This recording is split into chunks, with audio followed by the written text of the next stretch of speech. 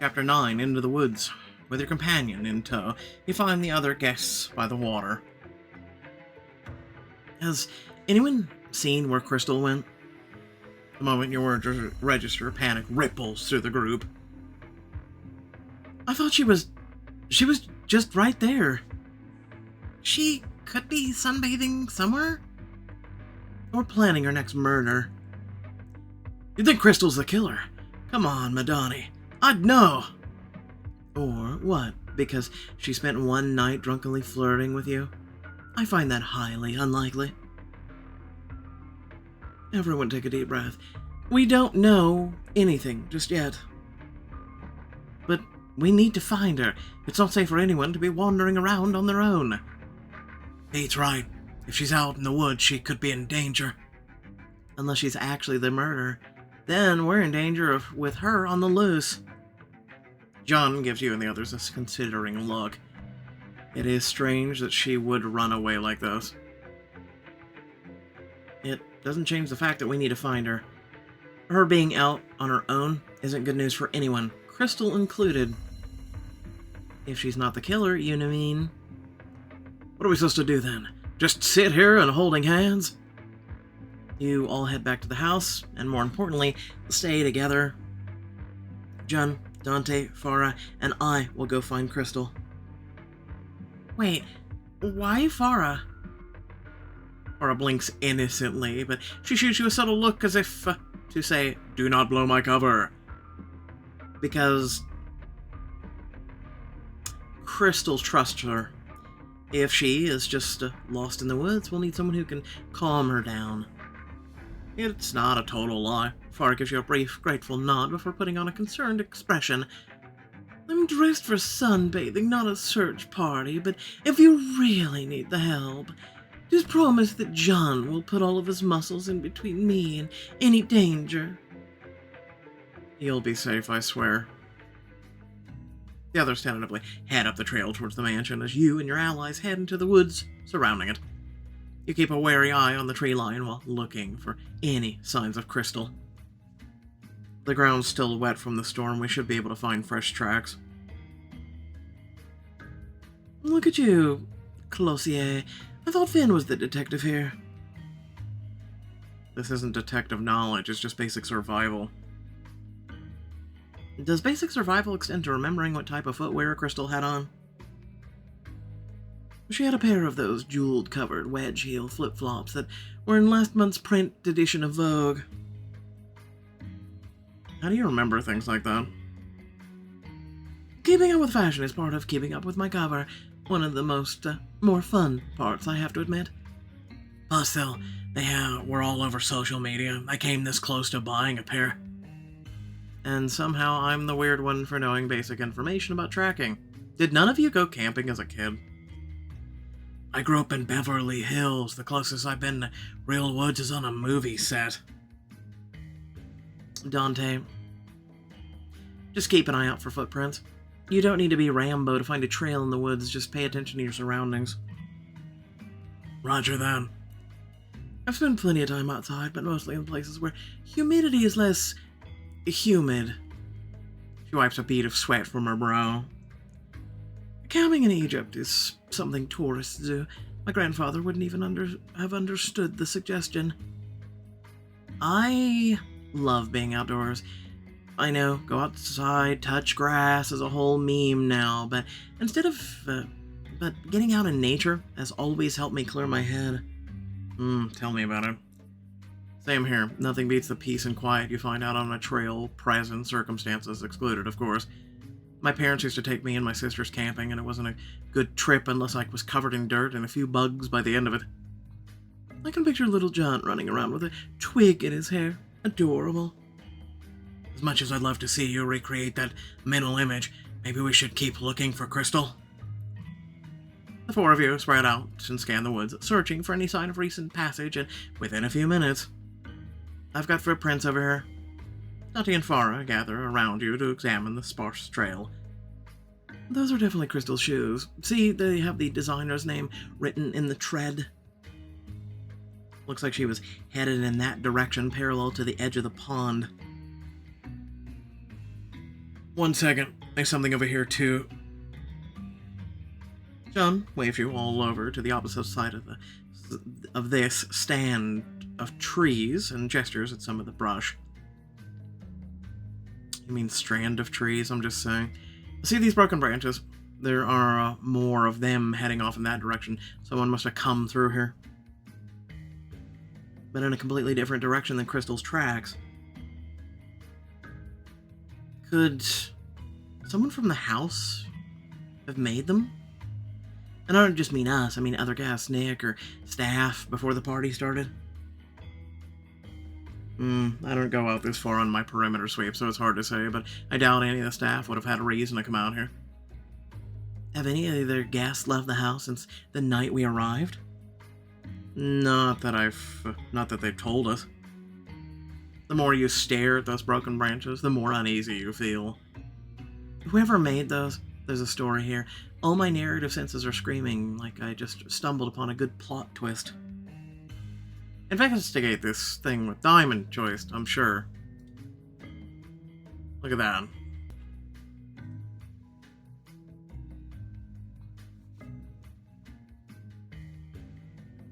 If someone else has been wandering around out here, I want to know why. Let's see where they lead.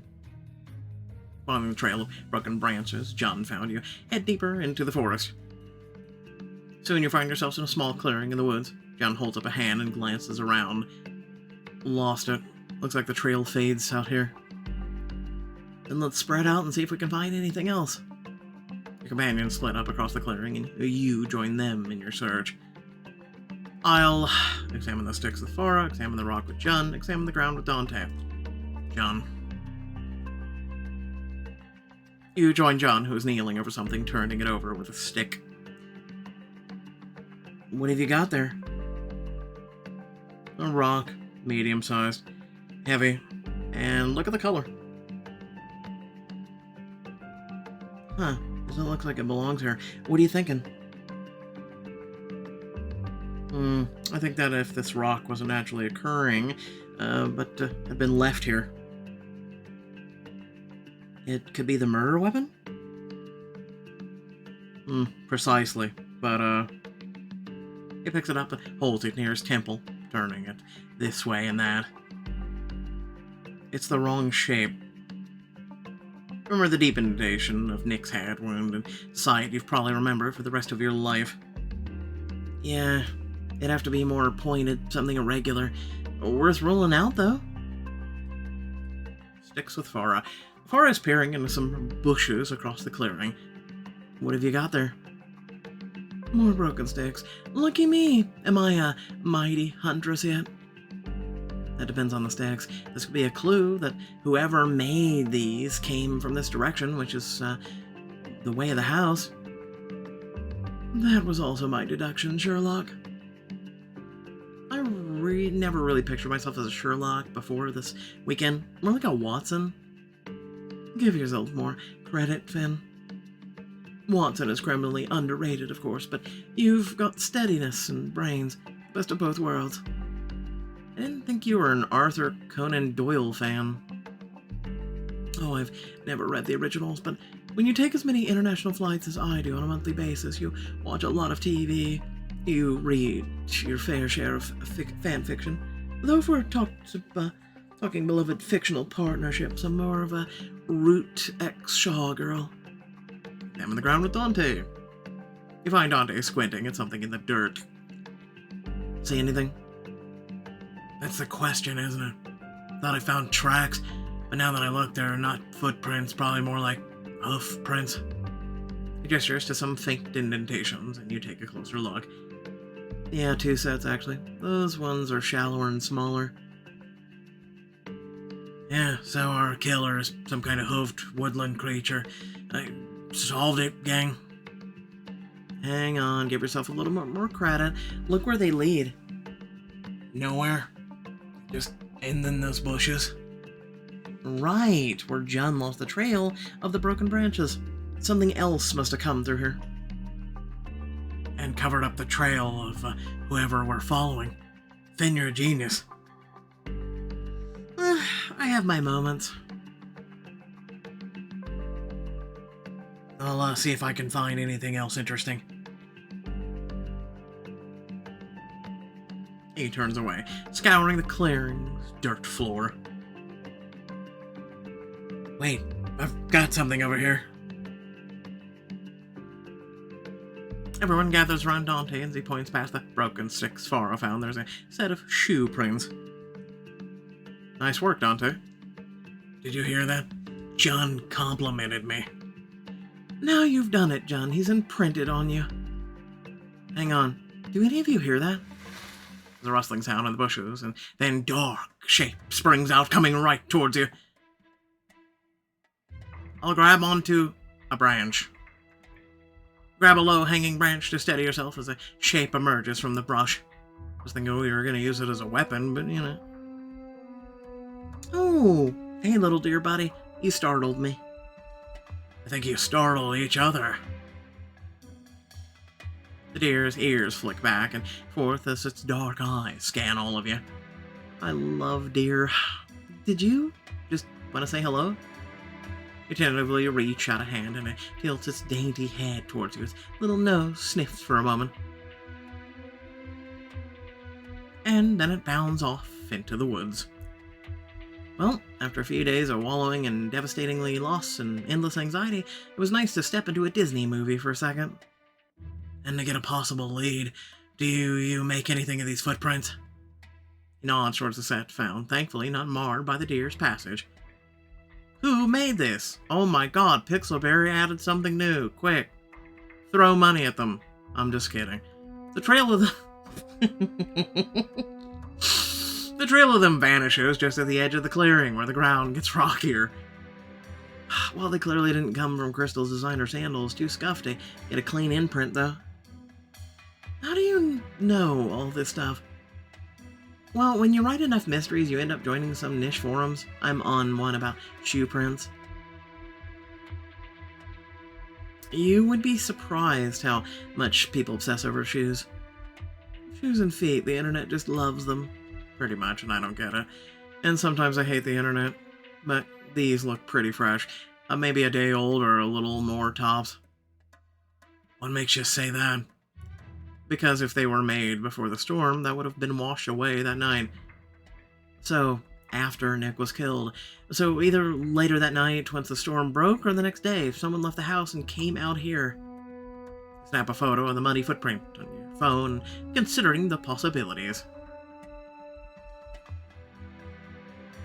Woo, you found a clue in the woods.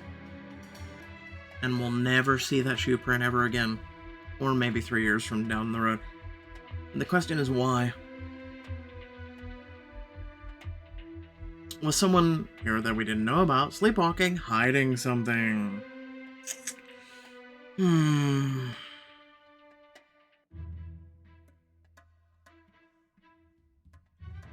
Was someone here that we didn't know about? This is a good question. This whole time we've been assuming the killer is someone on the guest list. But what if there's a suspect we don't even know about, someone who's been lurking in the woods waiting to strike again? You all glance around the quiet woodland and Farah shivers. Wonderful. Now I've got a fresh new subject for my nightmares tonight. I don't want it to be true. I'm just pointing out that it's an answer people in mysteries rarely suspect. I've still been doing perimeter sweeps most nights. By yourself. What if the killer jumped you while you were wandering around playing Captain America? By myself with a taser. I know what I'm doing, Dante, and I haven't seen anyone. But it's an interesting theory, and I don't think we can rule it out. Fair, but next time you're doing a walk around, at least tell me. We can watch each other's backs. The quiet of the forest is suddenly split by a shriek. By Crystal. That was Crystal! Called it. I have a special skill set, too. The four of you take off towards her screams. You all burst out of the tree line and find yourselves by a small inlet where the pond's water collects into a strangely grimy haze. There's a small maintenance building along the shore, but Crystal is flailing in the muck, struggling to swim out of it. Help me! Someone help! Look for a branch to hold out. Hang on. As you race towards the water's edge, you pluck a sturdy branch from the ground. You hold it towards Crystal. Crystal, grab on. That better not have any bugs on it. Did you want it drowned or not? Crystal grabs hold of the branch with both hands and yanks for all she's worth, which isn't much. The ground beneath you is muddy and you start to slip when a pair of hands wraps around your waist. I've got you. Dante wraps his arms around John, Farah around Dante, forming a chain. It will pull together. Any time now. 1, 2, 3. Heave! Throwing your weight back, you all pull Crystal out of the muddy water. She emerges with a splash.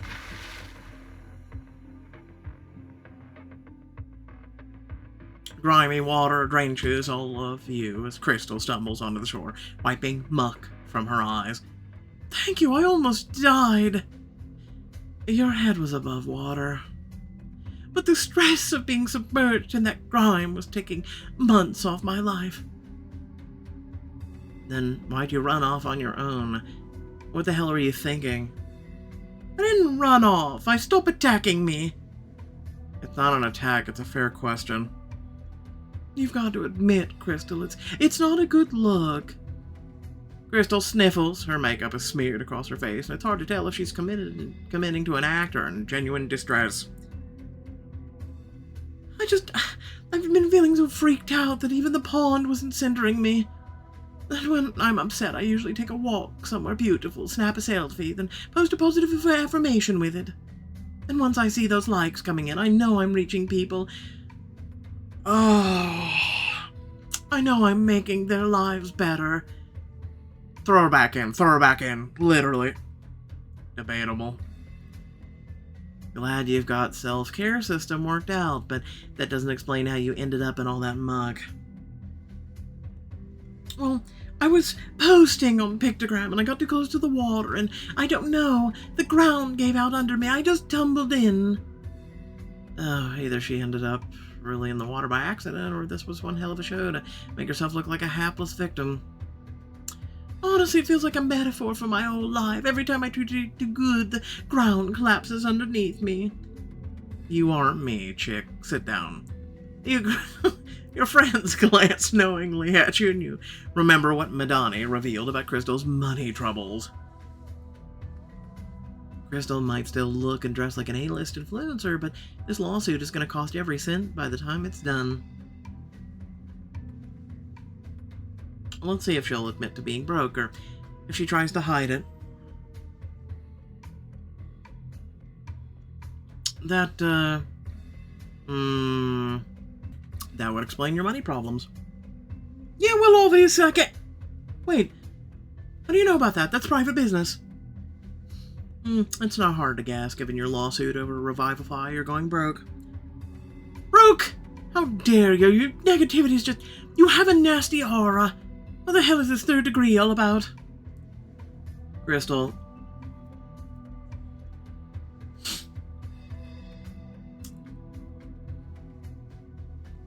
We're asking questions because we need your help.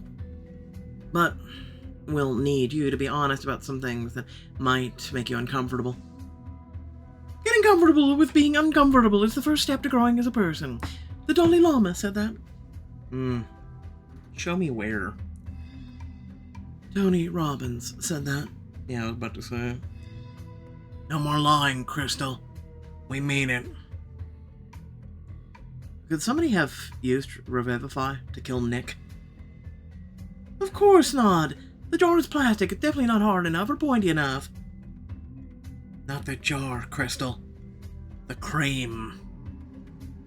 Crystal looks back and forth between the four of you as if she's expecting somebody to correct Dante. Dante, you know that's not what de-aging means, right? Like, you can't make someone turn into a baby and then disappear.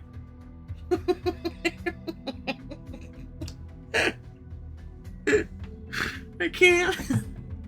What? No, that's not what I... Crystal, we know about the lawsuit that set it event, and if somebody were to use enough on a person, they could make them drowsy. I guess so, but it's not like Nick drove a car off the roof and fell asleep at the wheel. Oh, Jesus Christ. I mean, he might as well have. We're saying that someone may have used Revivify or put it on him to incapacitate him right before they... Oh. Oh. Oh my god. Yes, somebody could probably do that to another person with enough Revivify and enough time. And here I was expecting you to say no. Not just to Nick, though. Wait, why? Nick was allergic to Revivify. Like, embarrassingly allergic. He wanted me to back me financially when I was developing the product, but I insisted he had to try before he did. Within 5 minutes, he got hives all over his body. This nasty rash everywhere the cream had touched. Crystal pulls out her cell phone and flips through some of the pictures, then turns the screen to show the rest of you Nick's rash. It's bad. Thank God we're not seeing it. Oh, poor Nicky, that is a sight. Madre Dios. Revivify is what did that? He refused to tell me where he got that rash. Your mind flashes back to Nick's body, lying cold in the freezer the day you examined him. He definitely didn't have giant red patches anywhere near him when he died, or was killed. That would have been hard to miss. So we can safely say he didn't have Revivify on him when he died. Good for him, but allergic reactions like that are the least of my worries. Paying for lawyers and fines and doing more reworking and more testing. I just wanted to keep going long enough for my team to get this right, to finally beat this curse. I'm sorry, Curse. I didn't think this was a kind of a murder mystery. None of you are cursed, just me. For generations, not one person in my family has lived past 55. My mom, sister, my grandmother, all gone. That's not a curse, though. I mean, it's horrible, and I'm sorry, but it sounds like more like genetics. Yes, a genetic curse, one I'm trying to biohack my way out of. Oh, Crystal, I do not think that's how biology works. Is that what made you become a therapist? Yes. Therapy was the only thing that helped me with my mourning, and I wanted to give that to others. My big sister decided she was gonna lick it by becoming a doctor. She knew everything, had access to every drug, perfect health. Then one night, this heart thing, she's gone. Doctor said she probably didn't even wake up. Like the thought of getting murdered by a curse in my sleep is supposed to make me feel better. I'm sorry, that's a terrifying thing to have to live with. Well, hey, at least if I get murdered by some killer here, somebody will know. My worst fear is that I'll die alone in my apartment, that nobody will know for days. We're not gonna let you die here, Crystal. But we can't protect you if you keep wandering off on your own. That just makes you an easy target. Fine. I'll head back to the house and I'll stick closer to the group for now. Crystal looks down at her bare feet, then back towards the muddy pond with her flip-flops are presumably stuck in the muck. Staying put sure wouldn't have cost me $300. Crystal trudges back towards the house, her bare feet listlessly slapping against the mud, leaving you all to consider what you've learned. I'm not sure what I expected to get from her, but it sure wasn't that. So, if she can't have used Revivify, do we still think she could have killed Nick? Applying that level of blunt force trauma to the head of someone taller than her, it feels like a stretch, literally. Agreed, we might still be short. The puns are here, man, I can't make this shit up. The murder location and weapon, but I'd cross Crystal off our suspect list. That's progress, then. If only I could cross this murky gunk off of me. You look around and see that everyone has gunk on their bodies in swimsuits. You can feel pond scum between your toes. Yeah, I'm suddenly hyper aware of how slimy it feels and I hate it. Looks like this maintenance shed's got a water shower or shower head on the side. Dante nods towards the small building perched beside the oddly murky stretch of pond. We could take turns washing up. Or I could take a shower with someone. Les gadzooks! Who did you think I was going to shower with? Jen, do you think you could give me a hand? I feel like, well, I'm covered in gross pond water and I could use some help cleaning my back. He hesitates for a split second and then nods. Sure thing. As you approach the shower head and turn it on, Jen stops you from stepping into the stream. You're going to want to let that warm up first unless you're a fan of cold showers. I'm not a fan of cold shower, or of cold as a concept. After a minute, Jen checks the water as a light stream rises from the stream.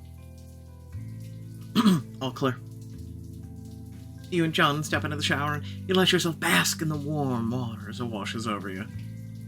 Oh, that's nice. Feeling better?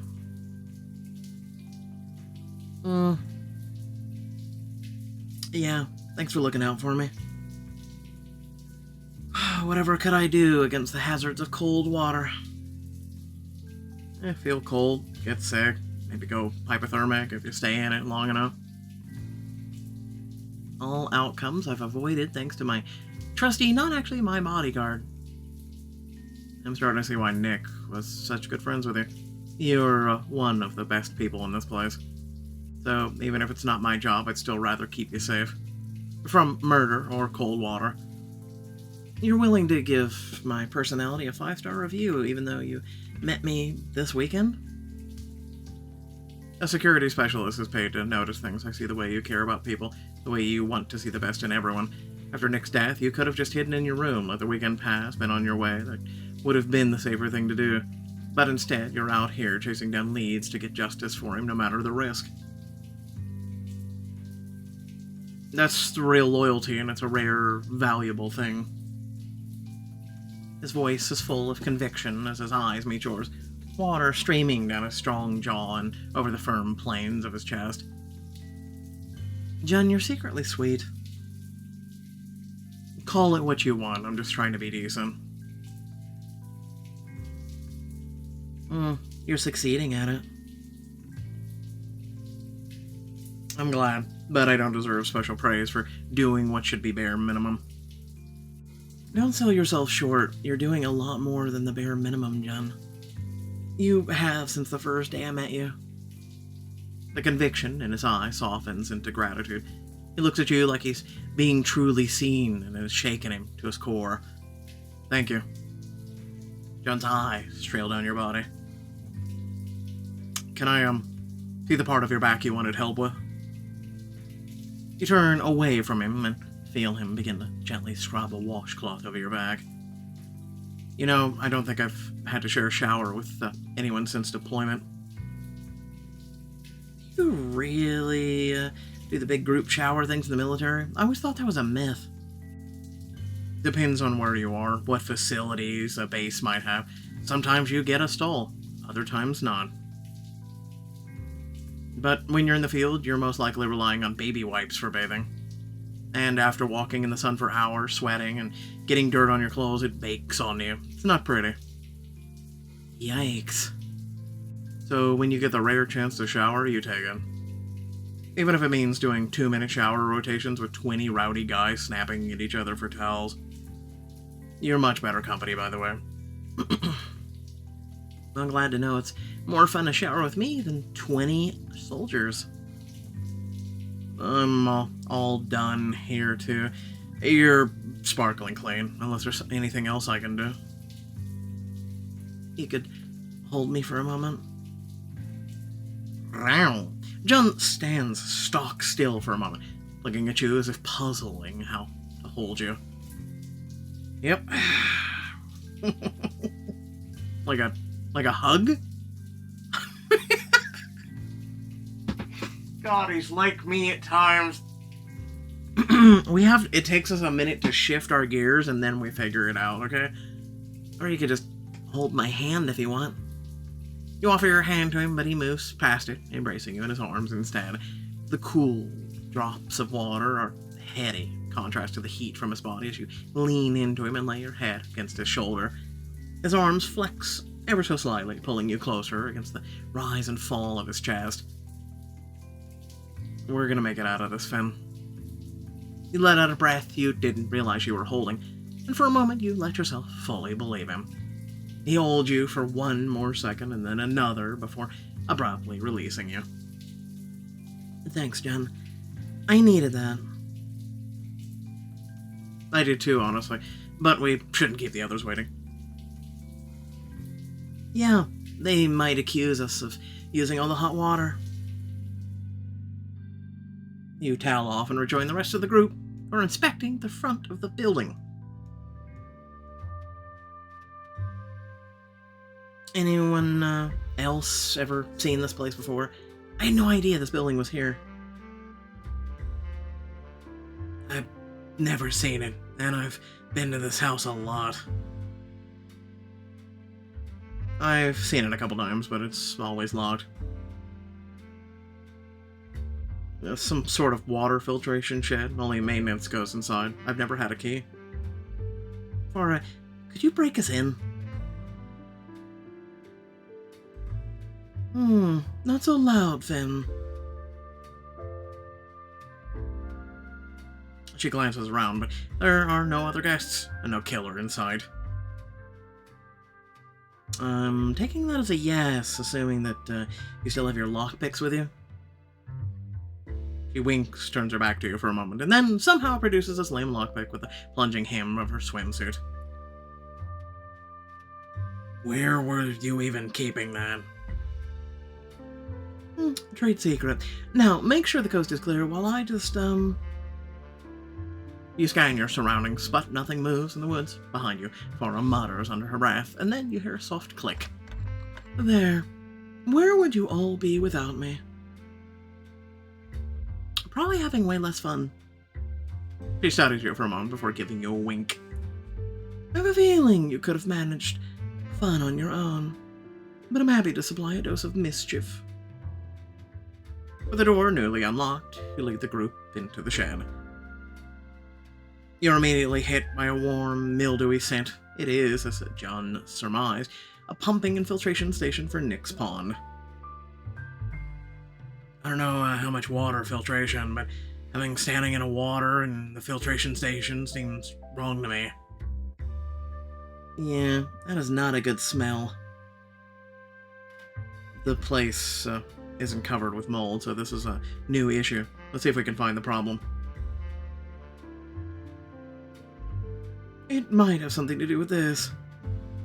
She points at one of the filtration machines lining one of the walls, but instead of whirring quietly, this one occasionally lets out a soft clink. I think something is blocking it. Let me take a look. I'll stick my hand in the tank, find something to poke around with. There's gotta be something handy around here. Grab a fishing pole off a nearby wall and push the handle down into the filtration tank. Quick thinking.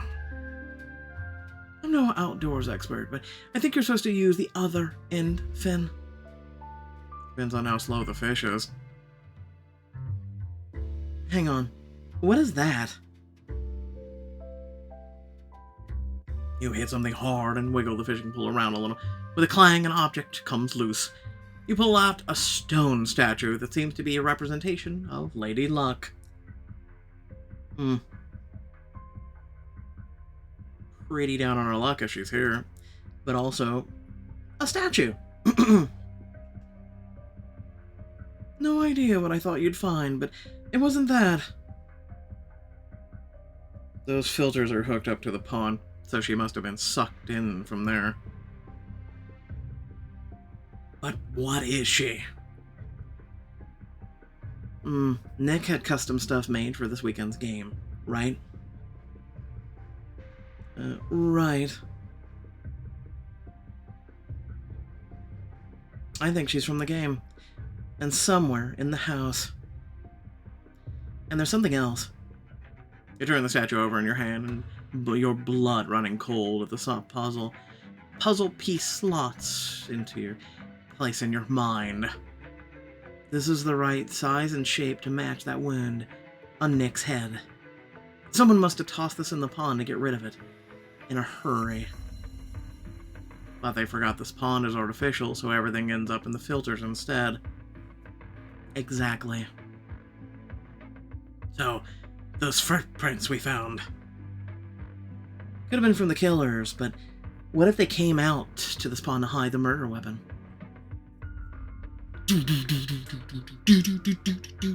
Free clue! Darkwing Duck! Let's get dangerous. Oh, it's the end. Oh, I thought it was going to continue. Well, that was kind of short and sweet, but without further ado, thank you all for watching. Please remember to like, share, and subscribe. And in the description, plenty of things to check out, ways to support, and whatnot. So that is pretty much it for today, right? We're pretty much done with Friday. Let me just double check for you. Yes, that is all there is for today. Otherwise, tune back in on Wednesday for Trouble, Ghost, and